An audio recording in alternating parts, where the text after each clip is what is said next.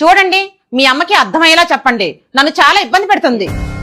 ఒకసారి మంచినీళ్ళు ఇమ్మని, ఒకసారి మందులు ఇమ్మని, ఒకసారి టీ వేడి చేసి ఇమ్మని. అసలు నాకు అర్థం కావట్లేదు.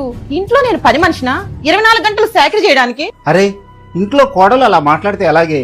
మన ఇంట్లో పనులు మనం చేసుకుంటే నువ్వు పని మనిషి ఎలా అవుతావు? ఇంట్లో ఇన్ని పనులు చేస్తున్నా కదా, ఈ పనులన్నీ బయట చేస్తే నాకు నెలకు 10,000 వస్తాయి.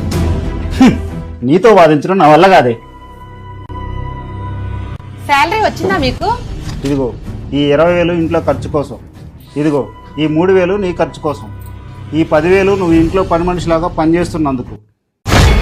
ఏం మాట్లాడుతున్నారండి? నేను పని మనిషిని కాదు, మీ భార్యని.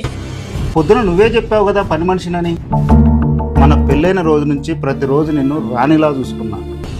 మరి ఇంట్లో మీ అమ్మా నాన్నకి 24 గంటలు చాకరీ చేయటమేనా? నాకు రెస్ట్ అనేది లేదా? భర్తకి బయటికెళ్లి కష్టపడి పనిచేసే బాధ్యత ఎంతైతే ఉందో, ఇంట్లో అన్ని పనులు చూసుకుని ఇల్లు చక్కదిద్దుకునే బాధ్యత భార్యకి కూడా ఉంటుంది. సారీ అండి, నన్ను క్షమించండి. రేపటి నుండి మీ అమ్మా నాన్నని బాధ్యతగా చూసుకుంటాను.